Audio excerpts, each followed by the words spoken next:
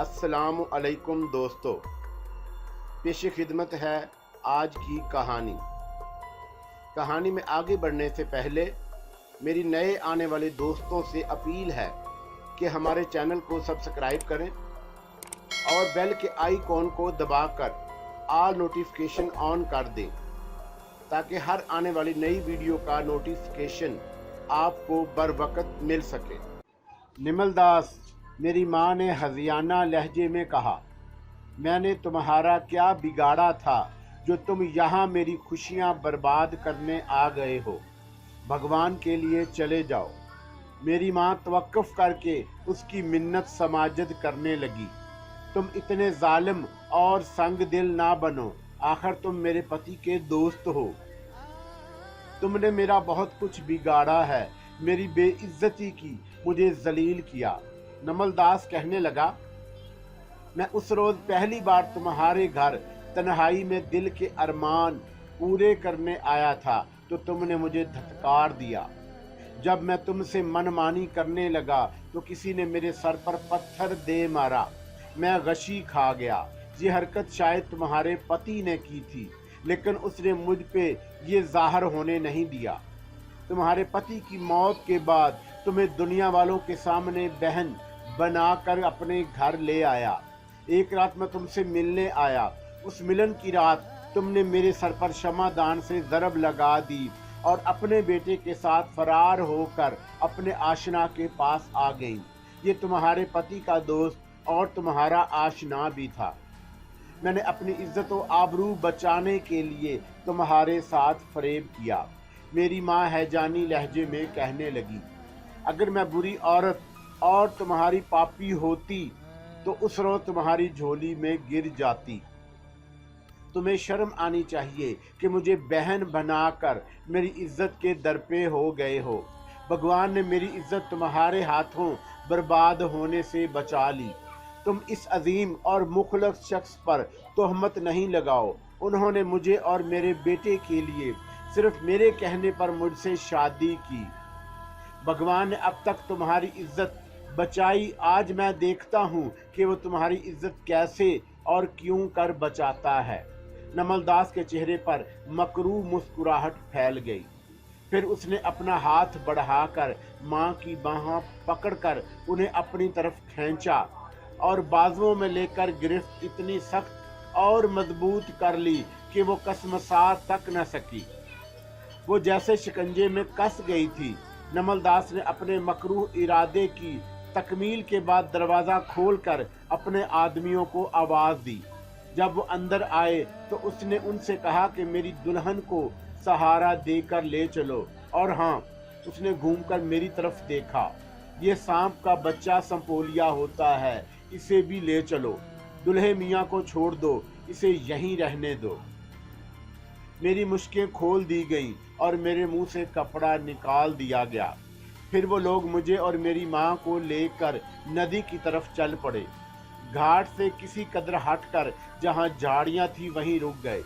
नदी के किनारे एक बड़ी कश्ती मौजूद थी जिसमें 7-8 अफराद सफ़र कर सकते थे।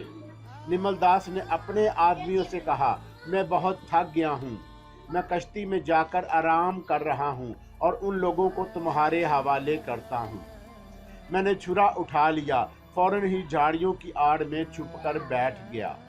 वो दरिंदे मेरी माँ पर टूट पड़े। माँ ने अपने आप को एक सर्द लाश की तरह उनके हवाले कर दिया। मैं अकेला उनका बाल तक बीका नहीं कर सकता था। यकदम मेरी माँ अपनी जगह से उठी और उसने उनकी नज़रें बचाकर एक चाकू उठा लिया। फिर एक बदमाश की पुश्त में पूरी ताकत से घोंप दिया, फिर उसे निकाल लिया। उस बदमाश ने अपने पूरी जोर की चीख मारी और जमीन पर गिरकर दर्द से तड़पने लगा। उसके साथी भौंचके रह गए। माँ वो चाकी लिए कश्ती की तरफ लपकी ताकि नमलदास को मौत के मुंह में उतार दे। मेरी माँ की कश्ती के करीब पहुंचते ही कबल ही एक बदमाश ने, जो लाल रंग के लिबास में था, मेरी माँ को दबोच लिया। मेरी माँ के हाथ से चाकू छीनकर उसके सीने में उतार दिया। मेरी माँ के मुंह से चीख तक न निकल सकी। वो तिवरा कर जमीन पर गिरी और उसने दम तोड़ दिया। اس کے خون سے زمین لال ہونے لگی۔ اس وقت نمل داس کشتی میں سے نکل کر میری طرف آیا۔ جب اس نے میری ماں اور اپنے ساتھی کی لاش دیکھی تو اس نے پوچھا، مکھرجی کہاں ہے؟ مکھرجی ایک بدماش نے کہا۔ اس نے اپنے دونوں ساتھیوں کی شکلیں دیکھی، پھر اس نے جواب دیا، ہمیں اس کا خیال ہی نہیں رہا۔ حرامزادہ، وہ کہاں گیا ہے؟ نمل داس نے غصے سے چیخ کر کہا، اسے تلاش کرو، پکڑو، وہ سنپولیا ہے، اس کا زندہ رہنا بہت خطرناک ہے۔ اس وقت آسمان پر گہرے بادل کے بہت بڑے ٹکڑے نے چاند کو اپنی آغوش میں لے لیا تو چاروں طرف ایک گہری تاریکی سی چھا گئی۔ یہ تاریکی ایسی تھی کہ ہاتھ کو ہاتھ سجائی نہ دے رہا تھا۔ جب کچھ دیر بعد چاند اس بادل کی آغوش سے نکلا تو میں نے دیکھا کہ نمل داس کے دو ساتھی اپنے ساتھی کی لاش کو اٹھا کر کشتی کی طرف لے جا رہے تھے۔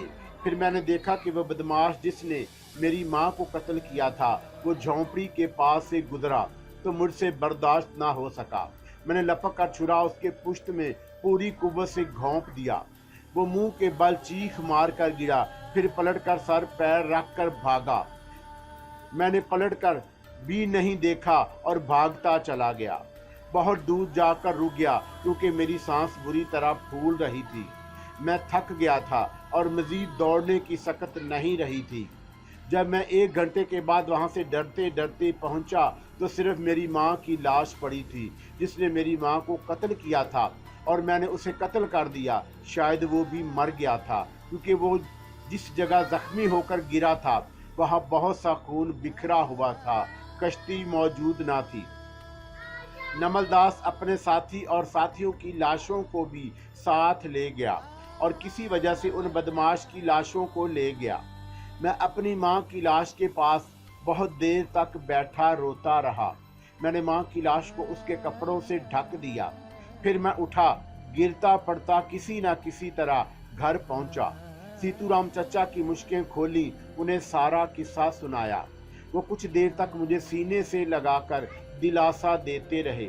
انہوں نے مجھے سختی سے تاکید کی کہ میں کسی کو بھی یہ نہ بتاؤں کہ نمل داس نے اور اس کے ساتھیوں نے ماں کی عزت لوٹی۔ تم نے ایک بدماش کو قتل کر دیا۔ پولیس سے اور گاؤں والوں سے صرف یہ کہنا کہ 5 بدماش آئے تھے اور ہم دونوں کی مشکیں کس کر ماں کو اٹھا کر لے گئے۔ اب صبر کے سوا کوئی چارہ نہیں ہے۔ وہ دن نہ صرف میرے لیے بلکہ گاؤں والوں کے لیے بھی کسی قیامت سے کم نہ تھا۔ ماں کی خون آلود ناش نے گاؤں میں خوف و ہراس اور دہشت پھیلا دی۔ پولیس اس قتل کا سراغ اس لیے نہیں لگا سکی کہ کسی نے بھی ان بدماشوں کو آتے جاتے نہیں دیکھا۔ یہ صرف ہم دونوں جانتے تھے کہ قاتل کون ہے۔ میں کئی دنوں تک ماں کو یاد کر کے بہت رویا تھا۔ سیتو رام چچا نے مجھے ایک دن کہا کہ یہ رونا تو ساری زندگی کا ہے، رونے سے کچھ نہیں ہو سکتا۔ ایک بار نہیں، کئی مرتبہ جہاں میری ماں کو قتل کیا گیا تھا وہاں مجھے میری ماں کی آتما کئی بار نظر آئی۔ اس نے مجھ سے باتیں کی اور مجھ سے کہا کہ میں بڑا ہو کر نمل داس سے اس کی بے حرمتی کا بدلہ لوں۔ میں نے ماں کی آتما سے وعدہ کیا اور اس سے بدلہ لے کر رہوں گا۔ اگر سیتو رام چچا نے مجھے سہارا نہ دیا ہوتا تو بھگوان جانے میرا حشر کیا ہوتا۔ انہوں نے میری پرورش اور تعلیم میں کوئی کسر نہیں اٹھا رکھی۔ انہوں نے مجھے ایک سگے بیٹے سے بھی بڑھ کر چاہا، پیار دیا، خیال رکھا۔ میرے دل میں جو صدمہ اور غم تھا اسے ایک طرح سے مٹا دیا، لیکن میرے سینے میں جو انتقام کی آگ تھی وہ بجھ نہ سکی۔ جب بھی مجھے پتا جی اور ماتا جی کا دردناک موت کا خیال آتا تو غصہ اور انتقام سے میرا خون کھولنے لگتا۔ نمل داس ہی میرے پتا جی کا قاتل تھا۔ اس نے میری ماں کے حصول کے لیے انہیں راستے سے ہٹایا تھا۔ سیتو رام چچا کا بھی یہی خیال تھا۔ وقت پر لگا کر اڑتا رہا۔ میں نے جوانی کی دہلیز پار کر کے شباب کی حدود میں قدم رکھا۔ وقت نے میرے سینے میں نفرت اور انتقام کی آگ ایک طرح سے سرد کر دی۔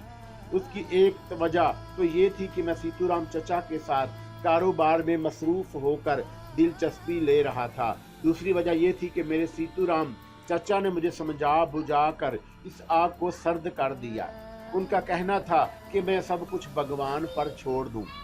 एक रोज मैं चांदनी रात को सैर के लिए निकल गया। मेरे कदम आप उस जगह की तरफ उठ गए जहां 15 वर्ष पहले मेरी माँ को इज्तमाही बेहुरमती करके कत्ल कर दिया गया था।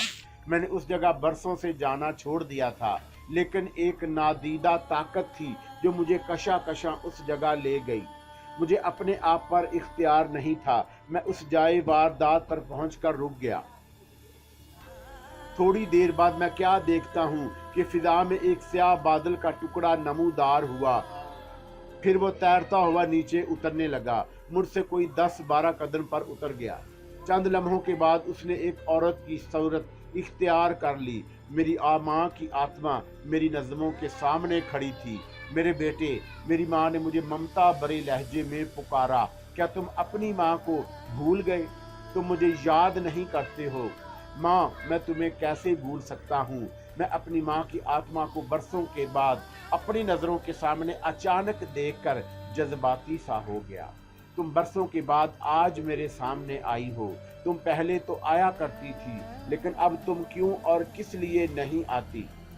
प्रयोग से दुनिया में बार बार आना बहुत मुश्किल होता है, माँ ने जवाब दिया। मैं आज आखिरी बार तुमसे मिलने और कुछ कहने के लिए आई हूँ, इसलिए कि भगवान नहीं चाहते कि अच्छी आत्माएं दुनिया में जाएं, माँ ने जवाब दिया। मैं ये कहने के लिए भगवान से इजाज़त लेकर आई हूँ कि तुमने अपने पिताजी के कत्ल, मेरी बेहुरमती और कत्ल का बदला तो नहीं भूल गए? नमलदास ने मेरे साथ जो कुछ किया, क्या तुम भूल गए? वक्त ने बहुत सारी बातें ज़हन से मिटा दी हैं। मैंने कहा कि इंतकाम की आग भी सर्द कर दी है। मुझे इसीलिए भी कुछ याद नहीं आता है कि मेरे ज़हन पर एक धुंध सी छाई हुई है। माजी के दरीचों पर जैसे पर्दे पड़ गए हैं। मैं उन्हें याद करने की कोशिश करता हूँ। तुम ऐसा करो कि ज़मीन पर लेटकर अपनी आंखें बंद कर लो। माँ ने कहा कि तुम माजी में पहुँच जाओगे, तुम्हें सारी बातें एक एक करके याद आ जाएंगी। मैं माँ के कहने पर अमल करते हुए ज़मीन पर लेट गया। मैंने अपनी आंखें बंद कर ली। मैं माजी में पहुँच चुका था। मेरे चश्मे तस्वर में एक करके तमाम मनाजर लहराने लगे। माजी हाल बन गया। मेरे ज़ख्म फिर से ताज़ा हो गए, उनमें लहू रसने लगा। ऐसे लग रहा था जैसे कल की बात हो। मेरी रगों में गुस्सा और इंतकाम के जोश में लहू उबलने लगा। उन बदमाशों ने मेरी माँ के साथ जो कुछ किया वो नमलदास की ईमा पर। नमलदास ने मेरी माँ के हसूल के लिए मेरी माँ को बेवकूफ़ बनाया, मेरे पिताजी को कत्ल करवाया। फिर उसने मेरी माँ की सुहाग वाली रात को, उसकी इज्जत को एक पति और बेटे की नज़रों के सामने पामाल किया और मेरी माँ को दरिंदों के सामने इस तरह डाल दिया जैसे वो कच्चा गोश्त हो। जब मैंने आंखें खोल कर देखा तो मेरी माँ की आत्मा मेरी नज़रों के सामने मौजूद ना थी, वो जा चुकी थी। इस वक्त पोप फट रही थी। मैंने सीताराम चचा को नहीं बताया कि मेरी माँ की आत्मा से आखिरी मुलाकात हुई। उसने नमलदास से इंतकाम लेने के लिए कहा है। वो मेरी इस बात पर यकीन नहीं करते, बल्कि ये कहते कि मेरे अंदर इंतकाम लेने का जोश पैदा हो गया है। फिर से इंतकाम की आग भड़क उठी है। मैं उनसे कारोबार के सिलसिले में कुछ दिनों के लिए शहर जाने और रंगामाई की सैरो तफरी का कहकर लान से अपने गांव रवाना हो गया। गांव पहुंचकर देखा तो गांव में उन 15 वर्षों में बहुत तब्दीलियां आईं। गांव में एक हवेली नुमा मकान नजर आया जो सबसे खूबसूरत, शानदार और पुरशिकवा था। मैंने एक से पूछा कि ये मकान किसका है। उसने बताया कि ये मकान नमलदास का है। नमलदास ने अपने बचपन के दोस्त शर्मा जी के कत्ल और उसकी बीवी और बच्चों के गांव के पुरस्कार तौर पर गायब हो जाने के बाद उसकी सारी जायदाद और ज़मीनों पर जाली कागजात बनाकर कब्जा कर लिया और वो अमीर कबीर आदमी बन गया। इन 15 वर्षों में वो खुद गर्ज, लालची, जालिम और संग दिल शख्स बन गया। वो गरीबों पर बहुत जुल्म करता है, सूद पर कर्ज देता है। अगर कोई कर्ज और सूद अदा नहीं करता तो वो उसकी बीवी, बहन या बेटी को गिरवी रख लेता है। जब तक कर्ज और सूद अदा नहीं हो जाता वो उसकी इज्जत से खेलता रहता है। लोग उससे बहुत नाला परेशान और खौफजदा रहते हैं और उसने मरने के लिए भगवान से प्रार्थना करते हैं। मेरे जहन में नमल दास को कत्ल करने की तदबीर आई। गांव पहुंचने के दूसरे दिन जब आधी रात बीत चुकी तो मैं सराय से निकलकर हवेली की तरफ बढ़ा। मैंने एक चाकू खरीद लिया था ताकि इससे नमल दास की मौत की नींद सुला सकूं। मैंने दिल में तहैया कर लिया कि उसके जिस्म पर इतनी कारी जख्म पे दर पे लगाऊंगा कि कोई उसका शुमार नहीं कर सकेगा। फिर उसे ज़िबा करके उसका सर हवेली के गेट पर लगाकर फरार हो जाऊंगा। मैंने दिन ही में हवेली के महल्ले वकू का जायजा लिया। उसकी इमारत में दाखिल होने का रास्ता भी तलाश कर लिया। अकबी दरवाजे की दीवार पर चढ़कर मैं हवेली में उतर गया। उसका हाथा रात की तारीकी में डूबा हुआ था। मुझे ऊपर वाले एक कमरे में हल्की सी रोशनी नजर आई। शायद वो नमल दास के कमरे में थी। फिर मुझे एक ख्याल आया कि उसकी बीवी उसके साथ बिस्तर में सो रही होगी, तो मैं क्या करूं? क्या उसकी बीवी को भी कत्ल कर दूं? लेकिन उसकी बीवी का क्या दोष है? वो बिल्कुल निर्दोष है। मेरा मुजरिम तो सिर्फ और सिर्फ नमल दास है। सिर्फ उसे कैफरे करदार तक पहुंचाना है। एक ही सूरत हो सकती है कि मैं नमल दास और उसकी बीवी को बेहोश कर दूं और उसके सर पर चाकू की ज़रब लगाने से वो बेहोश हो जाएगी। मैं उसे सोते में बेहोश कर सकता हूँ। फिर नमल दास को बेदार करके उसे बताऊंगा कि मैं कौन हूँ और मैं आज अपनी माँ की बेहुरमती का बदला और इंतकाम ले रहा हूँ। तुम्हें कत्ल करने के बाद तुम्हारे जिस्म के गोश्त के टुकड़े टुकड़े करके गांव के सारे कुत्तों को खिला दूंगा। थोड़ी देर में मैं अपने अंदाजे से किसी न किसी उस कमरे के दरवाजे तक पहुंच गया। मैंने गैर महसूस अंदाज से हैंडल के लट्टू को घुमाया। वो कदरे खुल गया। उसकी झरी में देखा कि कमरे में मोमी शमा की रोशनी फैली हुई थी। उस रोशनी में मसहरी पर मुझे एक जवान लड़की गहरी नींद में गर्क नजर आई। उसकी पुश्त दिखाई दे रही थी। उसका चेहरा चूंकि खिड़की की तरफ था, इसलिए उसके बारे में कुछ अंदाजा नहीं हुआ। उसकी उरियां, बाहें, सरापा, मक्खन जैसे पांव और तकिए पर बिखरे रेशमी बालों से ये अंदाजा हो रहा था कि ये एक जवान लड़की है। उसमें बड़ी दिलकशी, बेपनाह कशिश और इस कदर राहनाइयाँ थी कि मैं अपने आप को अंदर दाखिल होने से नहीं रोक सका। मैंने अंदर दाखिल होकर दरवाजे को भेड़ दिया और जेब से चाकू निकालकर उसे खोल लिया। अगर लड़की ने बेदार होकर शोर मचाने की कोशिश की तो उसे डरा धमका कर खामोश कर सकूंगा। फिर मैं उसकी तरफ दबे पांव और बेआवाज बढ़ा। बिजलियों से भरा शबाब बदन और उसका तनासब मुझे किसी जहरीली नागन की तरह डस रहे थे। मैंने शायद ही किसी लड़की का ऐसा सरापा और बेपनाह गुदाज बदन देखा होगा। जब मैं उसके सामने जाकर खड़ा हुआ तो मेरा दिल धड़कना भूल गया। वो बहुत ही हसीन थी। ऐसी सूरत मैंने कब देखी थी। मैं मबहूत सा हो गया और उसके बेपनाह हुस्न के तिलस्म का असीर बनकर अपने आप को फरामोश कर बैठा। दुनिया और माफिया से बेनियाद हो गया। वो पलकों से आंखें बंद किए ख्वाबों के नगर में खोई हुई थी। उसके चेहरे पर ना सिर्फ बला की मासूमियत बल्कि जाज़बियत भी थी। वो मेरी माँ से कहीं ज्यादा हसीन थी। इस बात में कोई शको शुबा नहीं था कि ये नमल दास की बेटी है। थोड़ी देर बाद मैं उस तिलस्म से निकल आया। मेरे सीने में जो नफरत और इंतकाम की आग थी वो भड़क उठी। मैंने उसके भड़कीले बदन और हुस्न की करिश्मा साजियों को देखते हुए एक लम्हे के लिए सोचा कि क्यों ना मैं नमल दास की बेटी की बेहुरमती करके माँ की बेहुरमती का इंतकाम लूं। इस तरह नमल दास को ऐसी अजियत और तकलीफ होगी कि वो माहियो बेआब की तरह तड़पता रहेगा।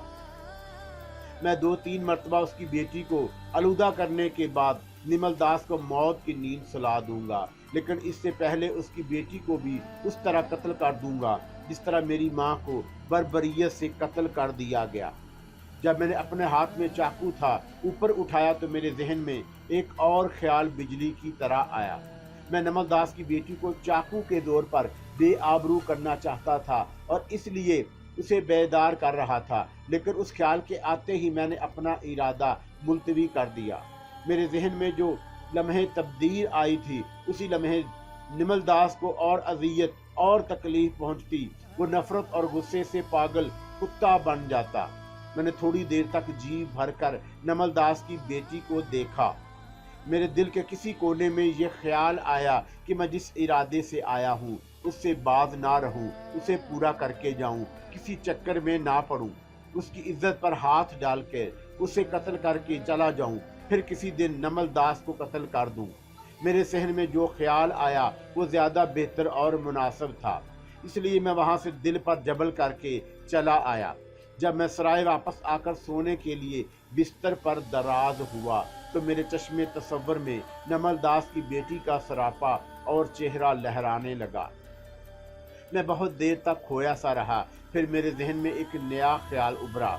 मैं उसके पहलुओं के बारे में सोचता और उसका जायजा लेता रहा। दूसरे दिन सुबह नमल दास की बेटी की एक झलक देखने के लिए हवेली के पास आया। उस जालिम और संग दिल की बेटी ने मेरा चैनो करार लूट लिया था। उसका हुस्न शबाब मुझ पर बिजली बनकर गिरा था। मैं उसकी एक झलक देखने के लिए तड़प और बेचैन हो रहा था।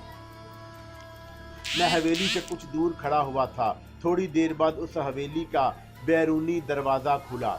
अंदर से एक बूढ़ा शख्स नजर आया। वो चेहरे मुहरे और अपनी वाज़ा कता से मुलाजम दिखाई दे रहा था। जब वो मेरे करीब से गुजरा तो मैंने उससे पूछा, नमल दास साहब का हवेली में मौजूद है?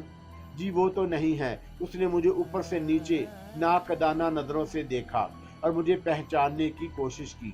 मैंने उसे पहचान लिया। ये नमल दास का बहुत ही पुराना मुलाजम था। मैं उसका नाम भूल रहा था। उसने कहा कि वो अपनी पत्नी के साथ एक शादी की तकरीब में शिरकत करने बारी साल गए हुए हैं। उन्हें अब तक आ जाना चाहिए था, वो नहीं आए, जिससे उनकी बेटी चंदा बहुत परेशान है और उन्हें बड़ी तशवीश भी हो रही है कि उम्मीद रखूं कि 2-1 दिन में वापस आ जाएंगे। मैंने दरियाफत किया, मुझे उनसे मिलना अशद ज़रूरी है। मैं कुछ कह नहीं सकता। उसने अपना सर खुजाया। वो 3 दिन का कहकर गए थे, आज 7 दिन हो रहे हैं।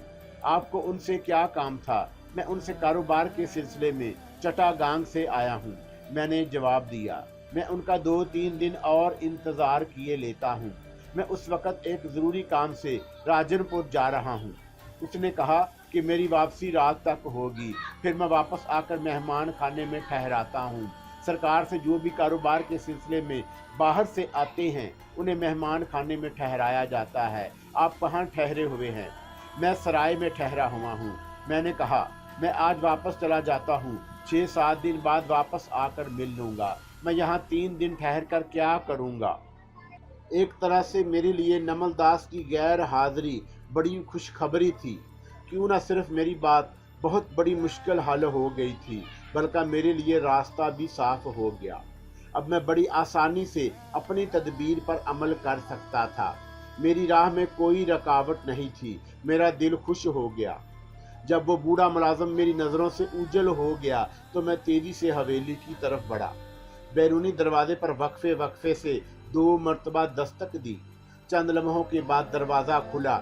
एक 14 वर्ष की मुलाजमा लड़की ने दरवाज़ा खोलकर मुझे सवालिया नज़रों से देखा। आपको किससे मिलना है? मुझे नमल दास की बेटी चंदा से मिलना है।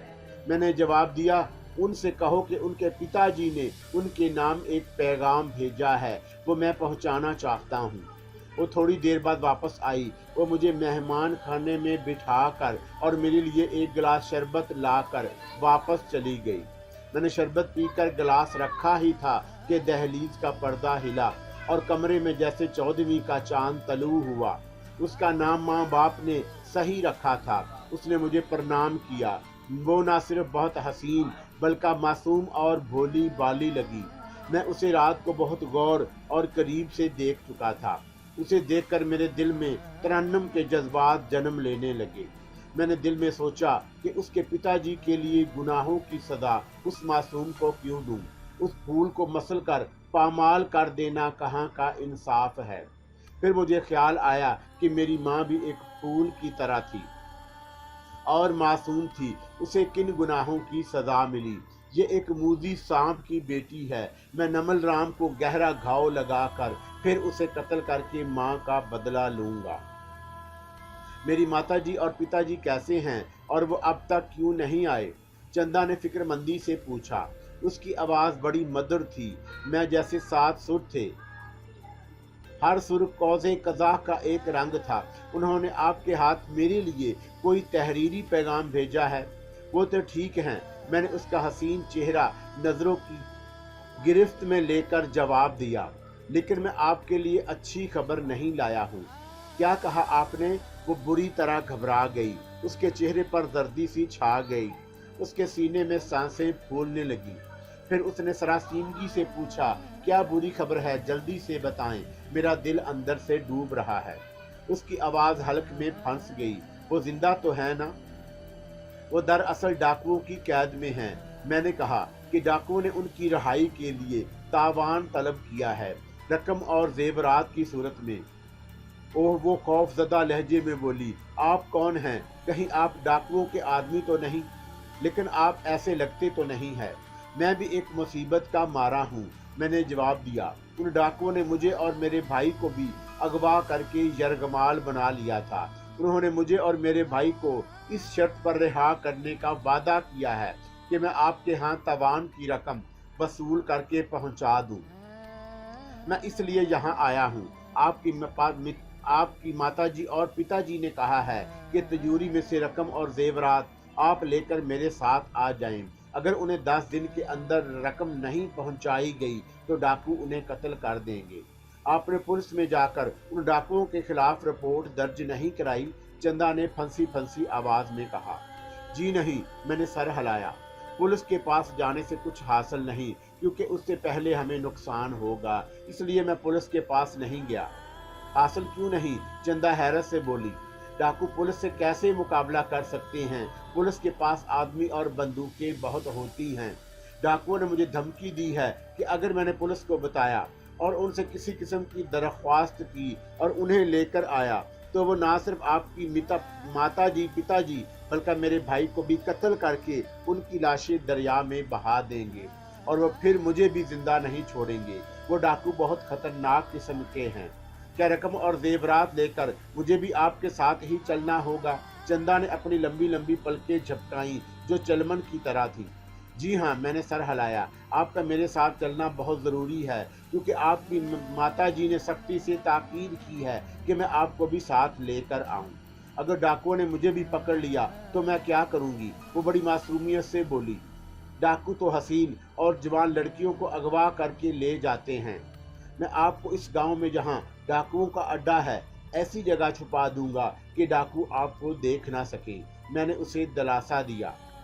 मुंशी भी नहीं है और हमारा पुराना नौकर भी एक काम से अर्जुनपुर गया हुआ है।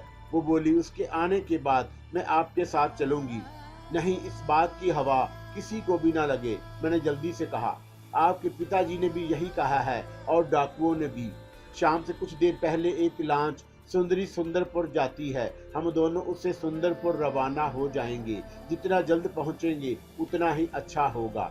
अगर किसी ने रास्ते में और घाट पर ये पूछा कि तुम अकेली कहाँ और किस लिए जा रही हो, ये कौन साहब हैं, मैं उन्हें क्या बताऊं? वो बोली, उनसे कह देना कि ये मेरे मामू के बेटे हैं। मेरे माता और पिताजी वहीं ठहरे हुए हैं। नानी ने उन्हें भेज कर बुलाया है। मैंने उसे समझाया। मैं उसे कहकर चला आया कि मैं जब हवेली से निकल रहा था तब उसकी नौकरानी ने मुझे इशारे से हवेली के अकब में ले जाकर कहा कि मैंने आपकी सारी बातें सुन ली हैं, अब मुझे भी साथ ले ले। मैं हवेली में रहना नहीं चाहती हूँ, आपकी सेवा करूँगी। मैं तुम्हें यहाँ से साथ ले जाना नहीं चाहता हूँ क्योंकि तुम्हारे सरकार बहुत नाराज होंगे। मैंने कहा, छोटी मालकन भी पसंद नहीं करेंगी। फिर तो आप मेरी इतनी मदद करें कि मैं एक नई साड़ी खरीद सकूं, क्योंकि कुछ दिनों बाद मेरी बहन की शादी होने वाली है। वो बोली, मैं यहाँ से जाने से पहले तुम्हें एक चिट्ठी दूंगा। जब बड़े सरकार और बड़ी मालकन आएंगे तो तुम ये चिट्ठी बड़े सरकार को दे देना। मैंने उससे कहा कि मैं जब तुम्हें चिट्ठी देने आऊँगा तुम्हारे लिए बाजार से एक नई साड़ी खरीद कर ले आऊँगा, तुम मुझे यहीं मिलना। वो मेरी बात सुनकर खुश हो गई। फिर मैंने सराय जाते हुए एक नई साड़ी खरीदी। सराय पहुंचकर मैंने एक चिट्ठी निमल दास के नाम लिखी। जालिम संगदिल और दरिंदा सिफत निमल दास, तुम मेरा खत और ये अलकाब पढ़कर चौंकोगे और सख्त नाराज होगे, हैरान भी होगे। मैं मुखर्जी हूँ, मुखर्जी खानदान का और तुम्हारे बचपन के दोस्त मुखर्जी का बेटा। मुखर्जी, मेरे बाप का नाम मुखर्जी मशहूर हुआ था। मैं 15 वर्ष के बाद अपनी माँ की बेहुरमती और उसके कत्ल का बदला लेने आया हूँ। मुझे आज भी वो दिन याद है जैसे ये कल की बात हो। मैं उस दिन और उन वाक़यात को नहीं भूला हूँ। तुम मेरी माँ की इज्जत के दुश्मन बन गए थे और इस मौके की तलाश में थे कि मेरी माँ की इज्जत से खेल सको और ताल्लुकात कायम कर लो। मैंने तुम्हारी खोपड़ी को पत्थर से निशाना बनाया तो तुम बेहोश हो गए। माँ की इज्जत बच गई। तुमने मेरी माँ को फांसने के लिए नया जाल फैलाया, उससे अपनी मनमानी की माफ़ी मांगी और बहन बना लिया ताकि उसे एतमाद में लेकर बेवकूफ़ बना सको। मेरी मासूम माँ तुम्हारे फरेब में आ गई। तुमने मेरे पिताजी को गुंडों से कत्ल करवा दिया। तुमने मुझे और मेरे सतीले पिताजी की गुंडों की मदद से बांधकर मेरी माँ की मुतअद्दिद बार आबरूरेज़ी की। फिर मुझे और माँ को कूंदी किनारे ले गए। तुमने अपने आदमियों से कहकर मेरी माँ की इज्जत मलिया मेट की। मैंने और मेरी माँ ने तुम्हारे 2 आदमियों को ठिकाने लगा दिया था। वो मौत से बच ना सकी, लेकिन मैं बच गया। कुदरत ने शायद इसीलिए बचा लिया था कि मैं तुमसे इंतकाम ले सकूं। आज मैं तुमसे इंतकाम लेने के काबिल हो चुका हूँ। पहले तो मैंने ये सोचा कि हवेली में घुसकर या तुम्हारी घात में बैठकर तुम्हें कत्ल कर दूं। मैं इस नीयत से हवेली में दाखिल हुआ। इत्तेफाक से तुम्हारी बेटी के कमरे में दाखिल हुआ। पहले तो मेरे दिल में आया कि उसकी इज्जत से खेलकर उसे वहशियाना तौर पर कत्ल कर दूं। तुम्हें अपनी हसीन बेटी के कत्ल का सदमा और उससे जो अजियत और तकलीफ होगी उसे तड़पते रहो, फिर तुम्हें कत्ल कर दूं। लेकिन मैंने अपना इरादा तब्दील कर दिया और एक मंसूबा बनाया। मैं उसे फरेब देकर अगवा करके एक दो दराज और गैर मरूफ गाँव में ले जा रहा हूँ। सफ़र के दौरान और इस गांव में पहुंचने के बाद उसकी इज्जत से उस वक़्त तक और इतने अरसे तक खेलता रहूंगा जब तक जी नहीं भर जाता। फिर उसे 10 दरिंदा सिर्फ बदमाशों के हवाले कर दूंगा। फिर उसे कत्ल करके उसकी बरहना लाश गांव में फेंक जाऊंगा। फिर उसके बाद तुम्हारी बड़ी सफाकी से तुम्हें कत्ल करूंगा। इसी तरह मेरी माँ के पिताजी की आत्मा को शांति मिलेगी। तुम एक बदरूह की तरह इस दुनिया में खवार होते फिरोगे। तुम्हें मर कर भी चैन नहीं मिलेगा। मुखर्जी। मैंने इस खत को लिफाफे में अच्छी तरह से बंद किया। जब मैं हवेली के अकब में पहुंचा तो वो मेरा बेचैनी से इंतज़ार कर रही थी। वो नई साड़ी देखकर इतनी खुश हुई कि मेरे गले में झूल गई। वो उस खुशी में बहुत दूर जाना चाहती थी, जबकि मेरे दिल में ऐसी कोई ख्वाहिश नहीं थी।